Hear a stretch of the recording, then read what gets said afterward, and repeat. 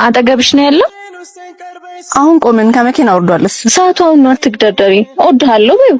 ሀብታም ልጅ ነው ታውቂያለሽ አይደል? እሺ ምን ነው መኪና የተበላሸች እባክሽ። ታዲያ ለምንድን ነው ልብስህን የምትወስደው? ቀለል ያለች ብልሽት ስለሆነች ራሴ ላስተካክለው። ባቢ ነህ አይደል? ወፈርኩብሽ? ወረድክብኝ። ምን ነው ብዙ ነገር ያለ ሰው ነክ። ትንንሽ ነገሮችን እንኳን ለሌሎች ሰዎች እንዲሰሩ እድሉን ብሰጥ። ካለን ሰዓትና ካለንበት ቦታ አንፃር እያሰብን ማውራት ይሻል። በል እኔ እድሌን ልሞክር። ስትመጣ ደውልልኝ። ነገርሽው? ችጋራም ነው ታየው እባክሽ። ምን ነው መኪናዬ ተበላሸ ብሎ ሲያስተካክል አየሁት እናማ ቻው ብዬው ትቼ ሄድኩኝ። አንቺንም ጣለሽ ማለት እንደምትወጂው ነግሬው ነበር እና ቦርሳሽን አትወስጂው? መኪናችን ተስተካከለች? አዎ እድለኛ ነን። ያመለጠ እድል መጥፎ ነው። በሩን አከፍተው? አልከፍትም። እየጨለመ እኮ ነው።